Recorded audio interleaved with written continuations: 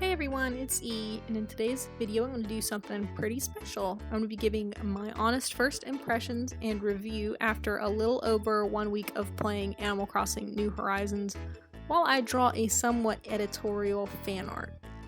Animal Crossing New Horizons is the 4th title in the main series of Animal Crossing games, and I have been playing Animal Crossing almost since the beginning. I started playing Animal Crossing in 2005. I was about 10 years old at the time that I first played the game over at a friend's house, and the game was so earnest, heartfelt, charming, and obviously cute that I had to have it. As soon as I played the game, I knew I needed it for myself. So I actually saved the money to buy a GameCube just for this game, and for a long time Animal Crossing was the only game I owned for the GameCube. The only Animal Crossing main title game that I have not played yet is City Folk, and that is because I never owned a Wii.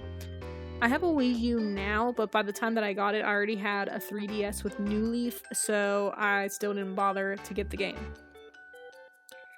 Now, with all of the Animal Crossing games that I have played, the original is still my favorite. Why? Well, nostalgia certainly factors into that, but it's more than that, I think. The name of the game is Animal Crossing, and of all of the Animal Crossing titles, the original was the one which focused the most on the animals, the villagers who occupy your little town. In this game, you have the choice to ask your neighbors if they needed help with anything, and oftentimes these favors would have you running all over town asking everybody, hey, do you have Petunia's Game Boy? And they send you all over town to complete the favor. In subsequent games, the favors and little tasks that the villagers ask you to do are random. You have no way of asking if they need help. It's just lucky if they ask you to do something. And there are other things from the original game that are kind of missing in later games. Like in the summertime, there's a morning aerobics class, and there are of course other cute seasonal events that you can watch your villagers participate in. Besides that, the villagers themselves have so much more chutzpah. They're so much sassier and funnier than they are in the later games. And sometimes they're even like straight up rude to you. And I don't know why, but I kind of like it. The later games certainly add more features, which means more gameplay.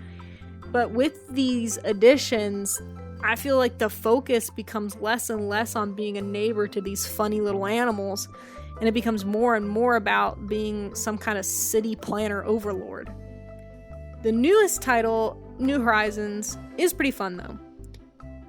There are several things that I genuinely like, and some aspects are even better than the first game. For instance, the museum. The museum is beautiful and kind of tells a story as you travel through the exhibits.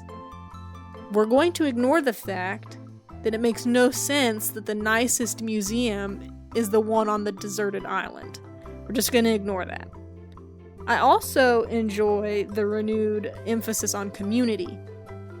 The idea being that we're all together forming this island into the city we want it to be. The Nook Miles system is also pretty neat. It's interesting to have something like achievements in a game that otherwise has no rules, lets you choose how you want to play it.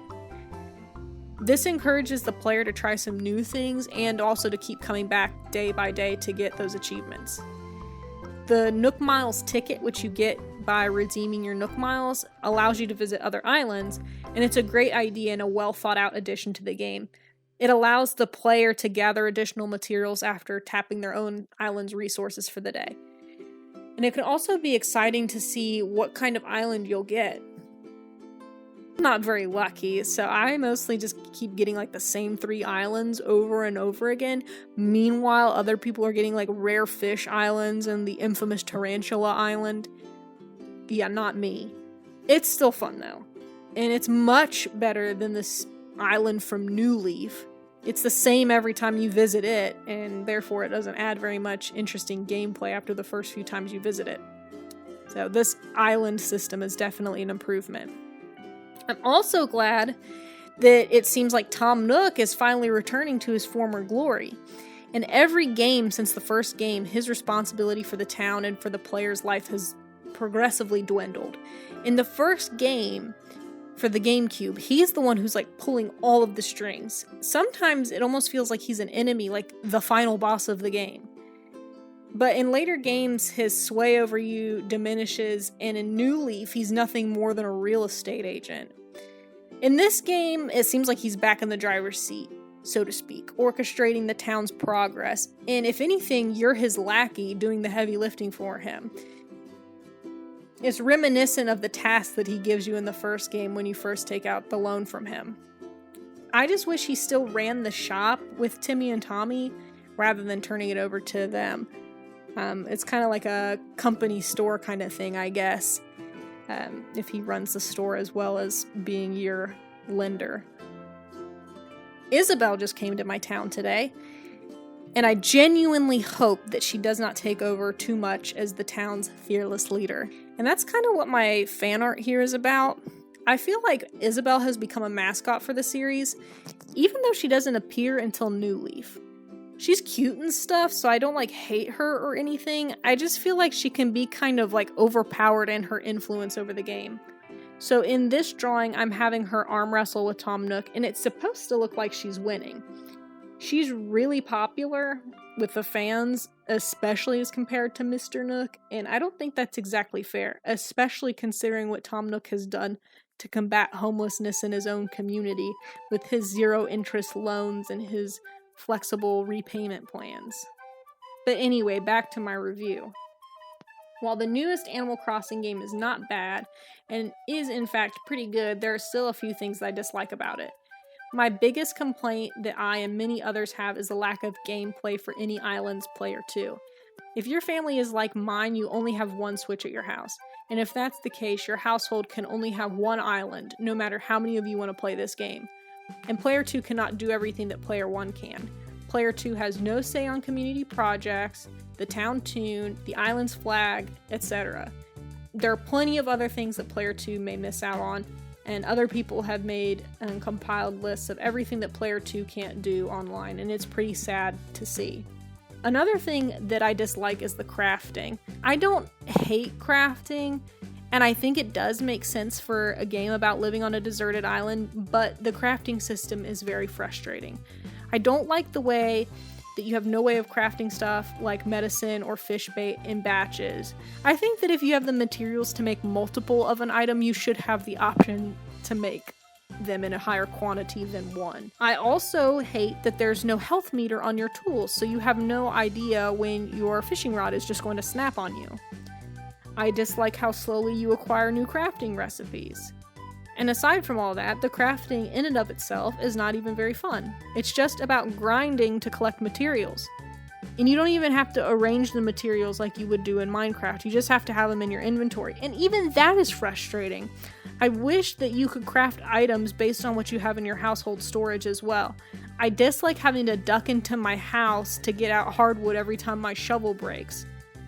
I wish that it could recognize what you have in your household storage and let you craft from that, because it's annoying running back and forth all the time. The final thing I'll mention is the villagers. I don't dislike the villagers in this game per se, but when the game first starts you only have 2 other people on your island, and I think that's too few even for starters. It's less than any other Animal Crossing game that I've played. The thing that makes that so frustrating is that if you talk to them more than like twice in a single day, they'll make some comment about how clingy you are. Like, there's only 6 of us on this whole island, Agnes. Who else am I going to talk to? It gets better.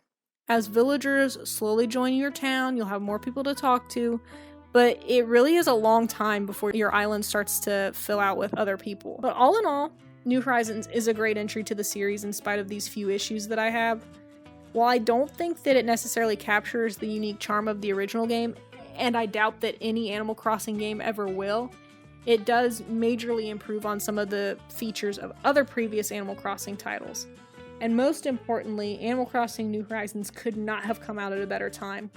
While most of us are stuck inside, Animal Crossing can give us a small sense of purpose, accomplishment, and community that most of us really need. I also caught a couple of super rare fish today, namely the coelacanth and the stringfish, so I'm kind of riding an Animal Crossing high right now. Anyway, I'm gonna get back to playing. I hope you all have a great day, happy gaming, wash your hands, goodbye.